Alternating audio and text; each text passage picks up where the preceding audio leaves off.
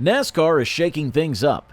In 2025, prepare for an exciting in-season tournament featuring a whopping $1 million prize. This significant update is sure to rev up the excitement, and in today's episode, we'll dive into this groundbreaking news and unpack all the details.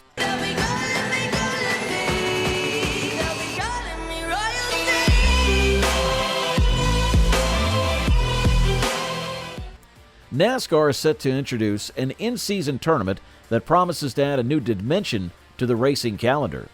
This innovative format will include all drivers and seeding races, with the top 32 qualifying for the tournament based on their finishes and season points. The tournament will unfold over 5 races broadcasted on TNT and HBO, with drivers competing head-to-head and the ultimate winner taking home a substantial prize of $1 million. The concept is straightforward: a race within a race. This bracket-style competition aims to simplify the viewing experience while highlighting driver rivalries and individual performances. The idea, credited to Denny Hamlin and his podcast, has garnered support from NASCAR's new broadcast partner, TNT Sports, inspired by the NBA's in-season tournament success and boosting viewership. The NASCAR in-season tournament is not set to happen this summer, but is slated for the next season. Despite being a year away, the announcement has already created a buzz. Brian Herbst, NASCAR's Senior Vice President of Media and Production, emphasizes the tournament's simplicity and potential to generate compelling driver-focused narratives. The impact of this tournament on NASCAR's ratings remains to be seen, especially as TNT and HBO Max are relatively new partners, and NASCAR races have not aired on TNT for over a decade. However, the potential for increased viewership and fan engagement is there, drawing parallels to the NBA's experience with its own in-season tournament. The move could attract new fans and retain the interest of existing ones, as the tournament format is likely to bring an added layer of excitement to the races. With head-to-head matchups and a significant prize at stake, NASCAR is looking to innovate and evolve, keeping the sport fresh and appealing to a broader audience.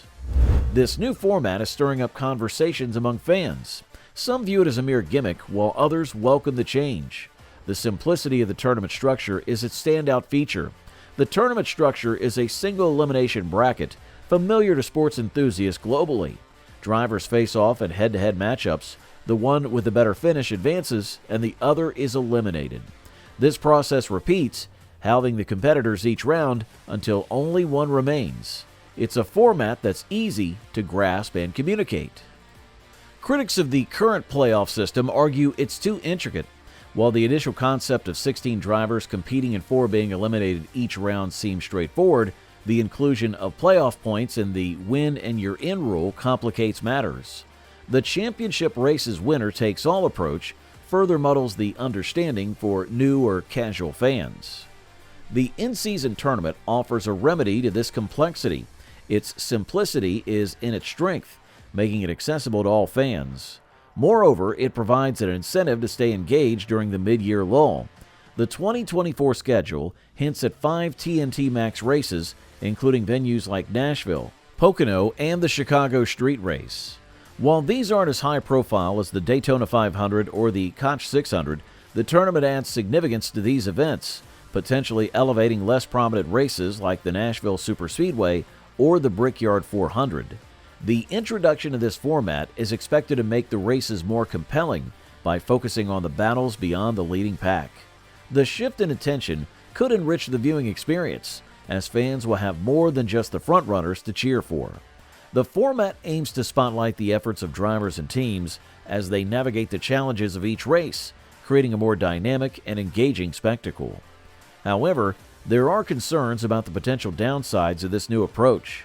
The initial rounds of the season could present logistical challenges for television coverage, with a multitude of matchups to follow. There is a risk that the sheer volume of action could overwhelm viewers and make it difficult to track all the developments during a race. This could lead to confusion and detract from the overall experience. Another point of consideration is the impact this format may have on the race to the playoffs.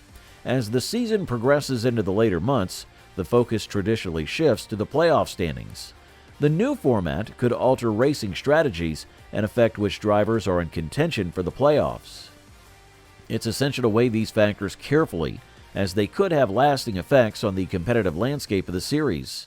Despite these potential drawbacks, many within the NASCAR community are optimistic about the new format. Social media reactions from drivers like Kyle Larson and Denny Hamlin suggest that the change is widely regarded as a positive step for the sport. Comparisons have been drawn to the Cup Series Dash for Cash and the Winston Million, indicating that this format could become a beloved aspect of modern NASCAR racing. In the midst of these developments, the out-of-the-groove power rankings remain a staple for assessing the performance of drivers and teams. Notable mentions include Ty Gibbs, who is on the cusp of breaking into the top 10, and Ryan Blaney, who retains his spot despite recent setbacks. Chris Buescher and Brad Keselowski also feature prominently, with their recent successes highlighting the resurgence of Ford in the competition. In the world of NASCAR, rankings shift with the roar of engines and the screech of tires. Brad Keselowski, holding the 8th position, stirs debate yet remains a steadfast contender. Ford's presence strengthens, a nod to their enduring legacy in the sport. Alex Bowman, occupying the 7th slot, maintains a steady course. His performance at Darlington, marked by absence of error, secures him another top 10 finish. His 8 top 10s this year, a shared peak in the NASCAR Cup Series, speak to his reliability despite a stage win still eluding him. Chase Elliott at 6 surprises with a 12th place finish. His usual poise seems amiss at Darlington, yet his record boasts 5 top 5s in recent weeks. A slight dip in his ranking reflects the unexpected turn at Darlington. Tyler Reddick claims the 5th spot. Criticism follows his bold yet unsuccessful move in the race's final moments. His speed, however, cannot be denied. Winning a pole on a stage, he nearly overtook the leader in the closing laps. William Byron, back in form, lands at 4. After a brief lull, he returns with a commendable top 10 finish. His aggressive maneuvering may have ruffled feathers, yet his overall performance remains solid. Tied for most top 10s, Byron's consistency is evident. Martin Truex Jr., despite a 25th place finish at Darlington, holds the 3rd rank. His usual top 5 presence was disrupted, yet his overall consistency keeps him 2nd in points. Denny Hamlin, 2nd in line, faced a less-than-stellar Darlington race, but still clinched 4th. His season, a mix of victories and mishaps, saw a steadier performance at this time.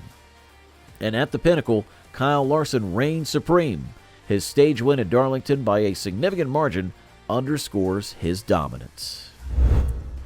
Well, that's it for this video. Let us know your opinion in the comments section below, and make sure to like this video and also subscribe to the channel for more NASCAR content.